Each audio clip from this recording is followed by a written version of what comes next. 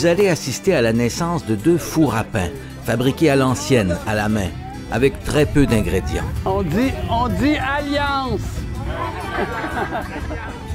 Ça se passe en juillet 2020.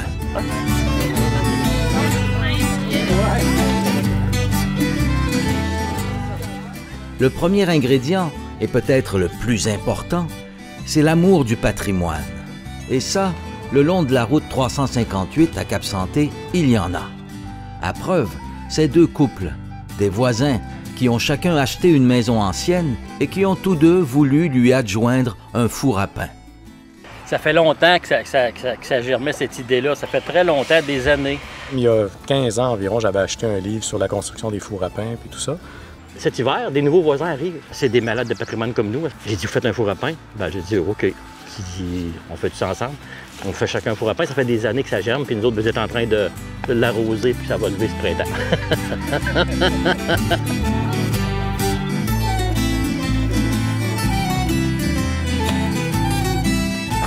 Et qu'est-ce qui vous attire comme ça dans le four à pain? Bien, c'est beaucoup de perpétuer les traditions des ancêtres, puis d'être un petit peu plus autonome aussi au niveau de notre alimentation, puis de transmettre ça à nos enfants aussi.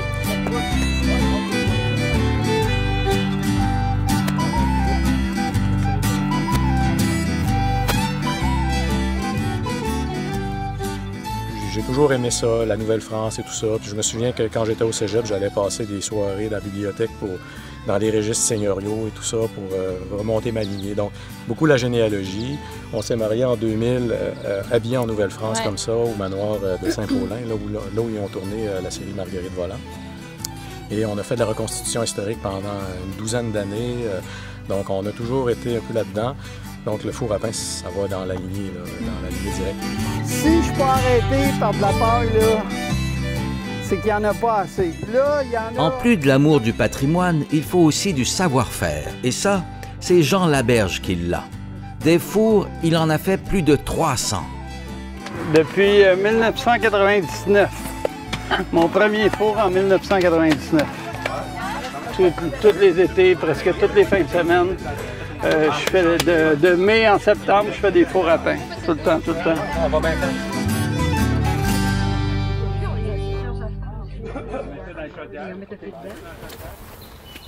Avant de commencer à fabriquer un four, il faut lui préparer une base. Michel Bertrand l'a faite à partir de son propre bois.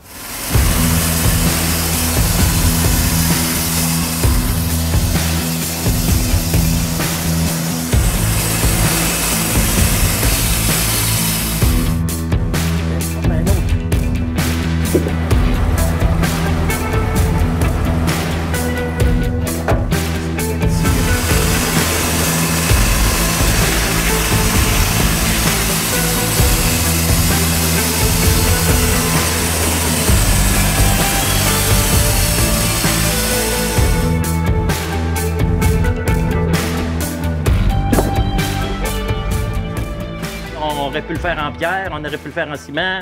Nous autres, on a de la forêt, on a du bois, puis surtout, on a du beau cèdre. Hein? Le cèdre était un bois de prédilection pour ce genre de construction-là. D'ailleurs, on a un petit fascicule du ministère qui date de 1934, dans lequel, justement, on voulait faire la promotion du blé. Puis, en 1934, on disait « Hey, c'est de valeur au Québec, là, les fours à pain, c'est une affaire qui s'en va tranquillement. » Alors que moi, je pensais que c'était juste que dans les années 60 que ça s'était perdu. Mais non, déjà en 1934, on alertait au ministère de faire un petit fascicule. On disait que ce fait-là, que les fours à pain étaient en disparition tranquillement, pas vite. Alors, là, on est en 2020, fait que pourquoi pas faire renaître ces petites constructions-là qui sont quand même pas simples et puis qui sont... c'est ça.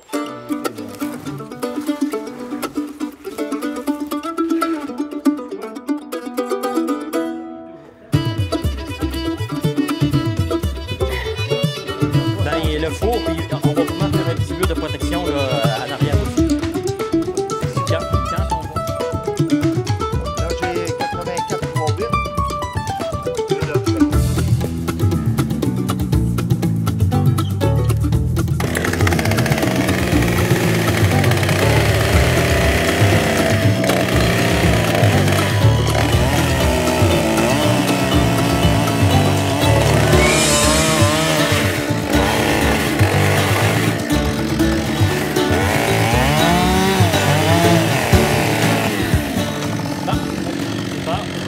il y a quelque chose qui a fait vraiment mûrir ça plus rapidement, c'est qu'il y a peut-être 4-5 ans, on est allé à l'île aux Coudes, on y va tous les étés, mais là, on rencontre une madame où les moulins, le moulin à vent, là, au site touristique, et Delphine, un ange, une Africaine.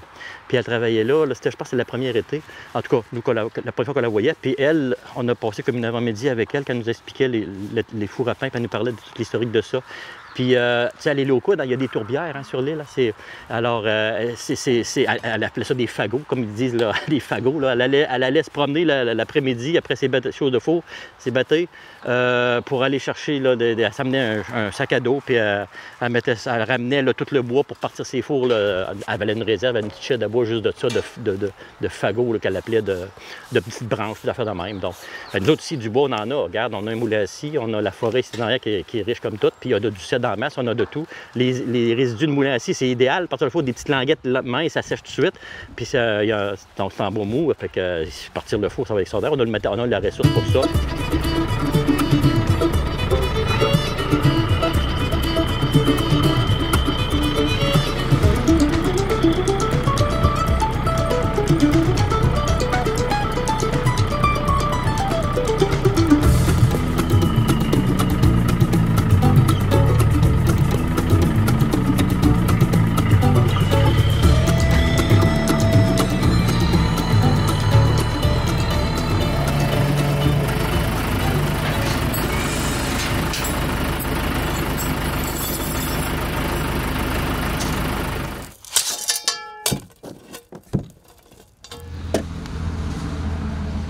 Ah! Là, je veux que tu signes ici, puis je vais mettre ça là, dans un sac de plastique là.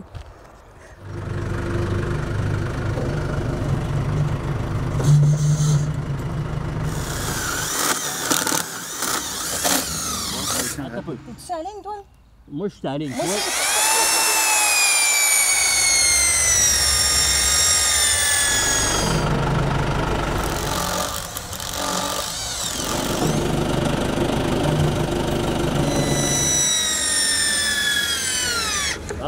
Après ça, on a ça des screws, hein,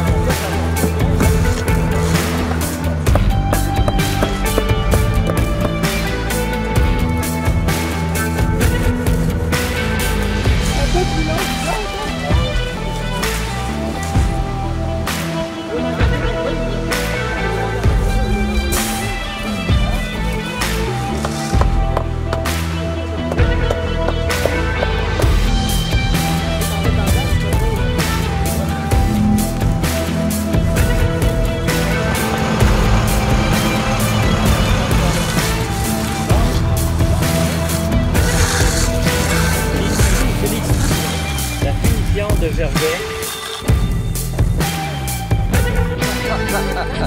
Quand tu rentres la bedaine, okay. Rien que des grosses épaules. On respire plus! Des grosses épaules. Puis là, c'est bon pour moi, c'est bon. Il faut aussi une porte pour chacun des fours. Ça ne se fabrique pas artisanalement. Michel Bertrand les a commandés à la fonderie La Roche, à Pont-Rouge, une entreprise qu'il connaissait depuis longtemps. Dans les années 80-90, je venais avec mon père, c'est nous autres qui fournissaient une partie des rondins pour l'allumage. Pour allumer les fours, avant ça, il allumait avec des rondins. Okay. On faisait 20-25 de rondins, il prenait tous les rondins, surtout du beau mou, ça partait plus vite. Mais j'ai hâte de voir M. Laroche, ça fait longtemps, là, ça fait un bout. Mais comment tu as su qu'il pouvait faire des portes de four? Mais je savais que la fonderie ici, il faisait des portes de four, des portes de four à pain, des portes de poêle, toutes des choses de même. Là. Une fonderie, c'est le genre de choses entre autres qu'ils font. Puis là, ben, on s'est informé, puis oui, effectivement, il y a des portes. Puis M. Laberge, avec qui on le fait, ben, il a déjà pris ici. Il m'avait dit, ben aussi, peut-être qu'il y en a chez Fonderie La Roche, puis il y en a dans la région de Montréal aussi ou ailleurs. Je me demande même si la fonderie de Rive-Sud, Sainte-Foy, ne fonctionne pas encore. Je ne sais pas s'ils en font, mais ici, effectivement, ben, ils en font, tant mieux. On est à côté, donc c'est de l'achat local. C'est de la vraie à l'achat local. Là, on achète nos portes de poêles de four de pain chez nos voisins à Pont-Rouge. C'est le fun. Donc, comment ça se fait que vous faites des portes de four à pain? Ça ne doit pas se vendre souvent, ça? Ben, disons que c'est un produit que ça fait excessivement longtemps qu'on fabriquait. Puis disons que la demande a une recrudescence, spécialement cette année. Je ne sais pas si c'est à cause du facteur COVID, etc. Est-ce que les gens retournent aux sources, comme je sais que les poulaillers, c'est très, très populaire cette année.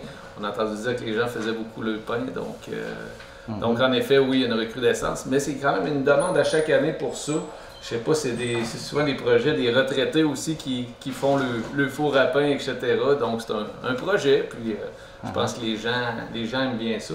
Donc même nous, on a fait refaire des patrons de moulage neufs pour être plus productifs là-dessus, pour en faire plus. Fait qu'on sait jamais, peut-être qu'on va les distribuer à plus grande échelle éventuellement.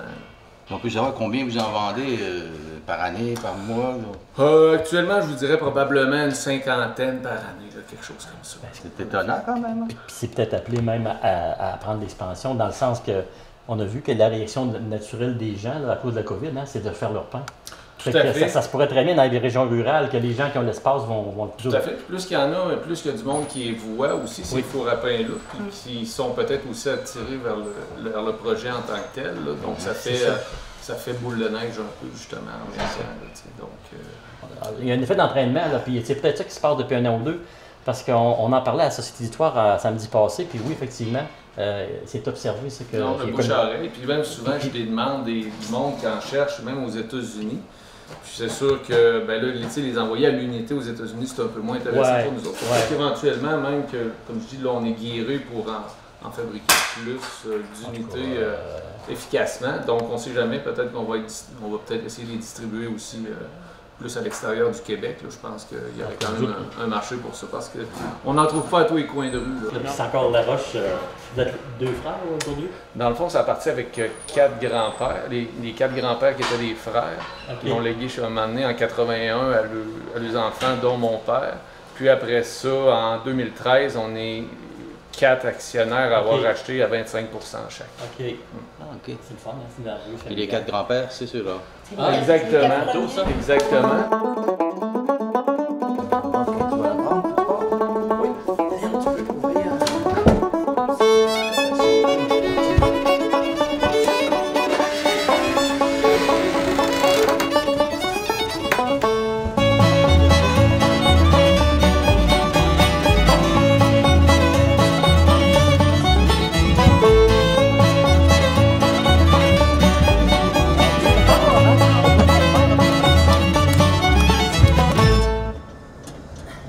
La Roche.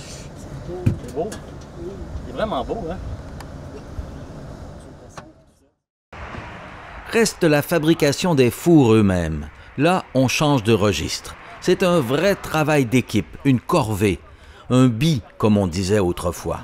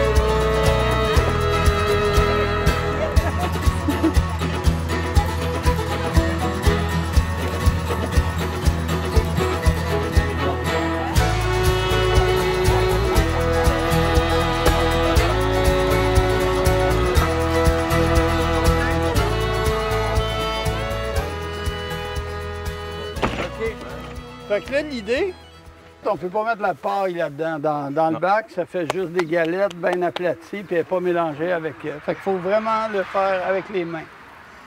Ça, c'est le liant qui tient l'argile ensemble. S'il n'y a pas de ça, le four en séchant va tomber en morceaux.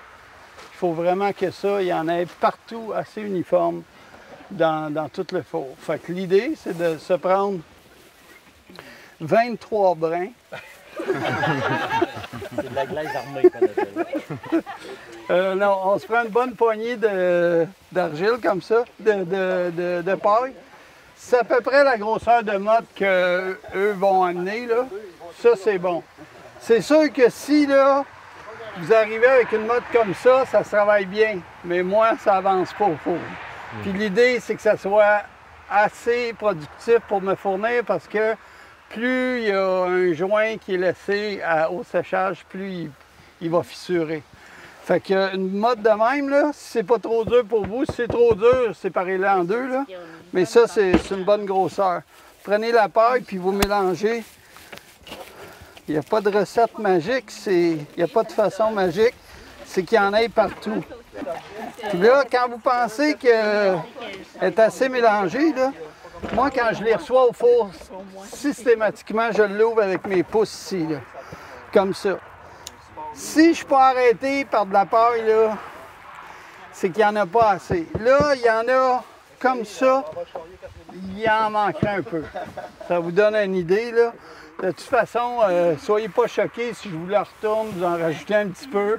C'est juste qu'il faut que ça fasse un produit le plus parfait possible.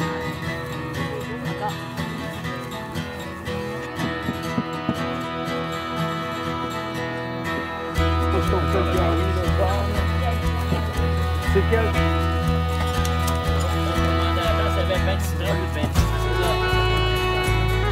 C'est parfait. C'est parfait. Ça, c'est vraiment parfait. On va monter jusqu'à 8 pouces parce qu'en même temps, c'est structurel. Ça tient la porte en place. Puis ça fait... ça donne une bonne force là, pour pas qu'elle se déplace. Okay, 8 pouces autour de la porte, 6 pouces pour le reste. Ouais, c'est ça. Parfait, vas-y. Ouais.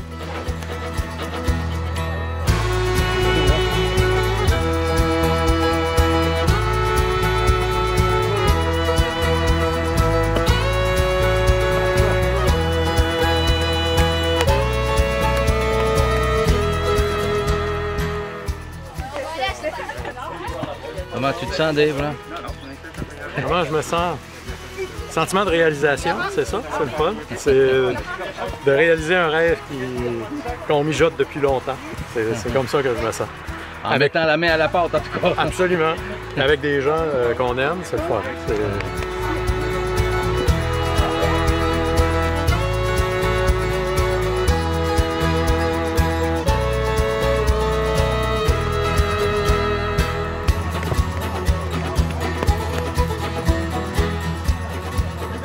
Quand on va mettre le feu là-dedans, là, la paille, elle va devenir quoi? Elle va juste sécher. OK. Elle va juste sécher, mais elle tient quand même. J'ai défait un four, moi, qui avait 135 ans. Puis la paille était encore pleinement utile à tenir l'argile.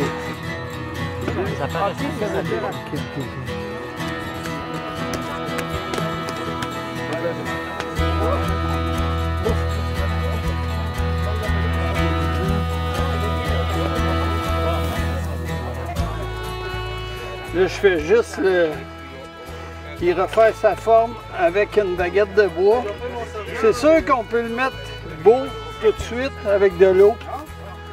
Mais là, on a fait attention pour que ça soit un mélange assez épais, pas trop d'eau.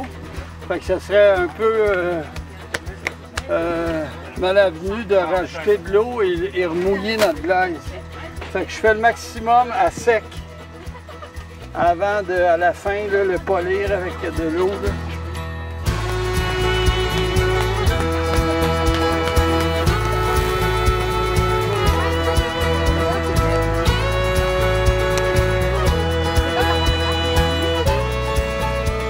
Tu sais, ici, on le voit bien, là, combien qu'on a. Fait qu'il faut tout le temps, pas que tu y ailles en couche, vraiment en mode comme ça, pour toujours savoir que tu as au moins ton 6 pouces. La journée n'est pas finie.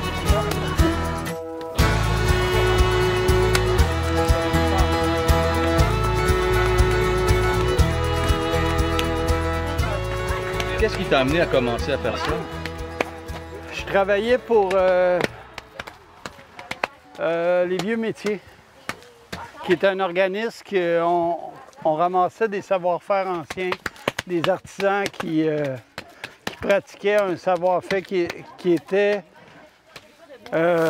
soit disparu ou en voie de disparition, là. Puis à la radio, en m'en allant rencontrer un artisan, j'ai entendu Gérald Larose.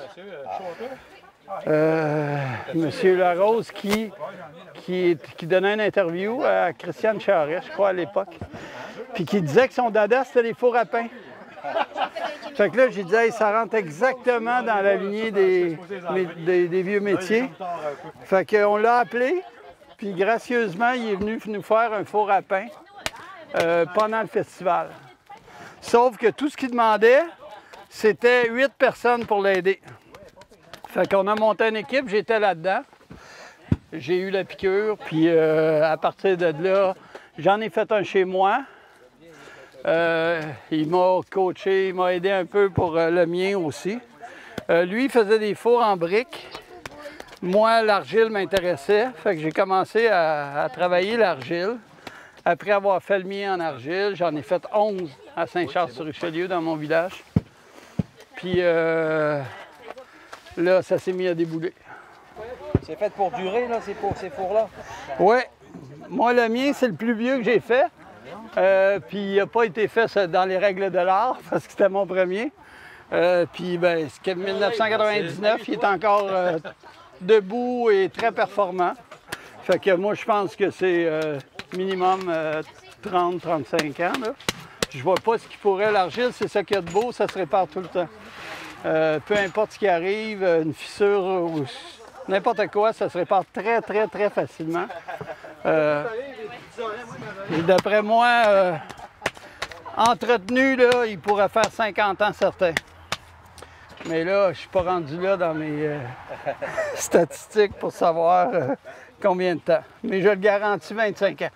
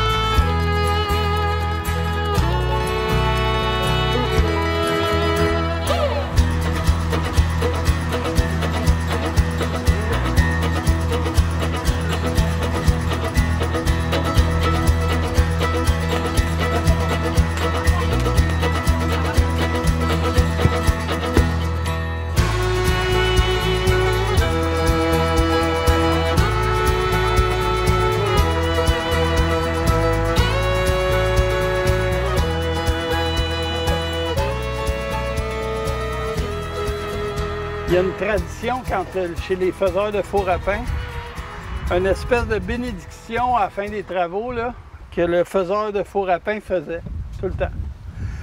Il prenait un peu de l'argile qui a servi, puis il faisait un petit canard. Fait qu'il faisait un petit canard comme ça. Ce qui arrivait, c'est que le four étant une entité en lui-même, il séchait. Le petit canard séchait plus vite que le four. Ce qui faisait qu'il était plus collé au four.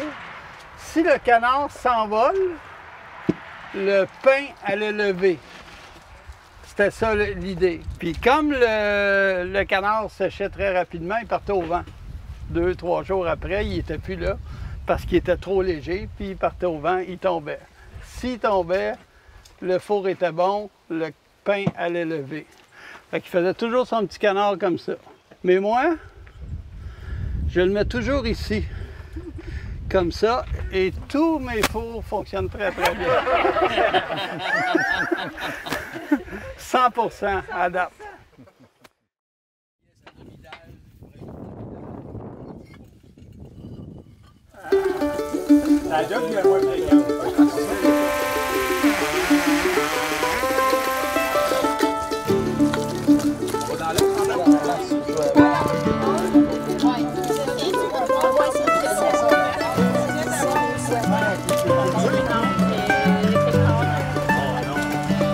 Un matin, on a parti à comparant.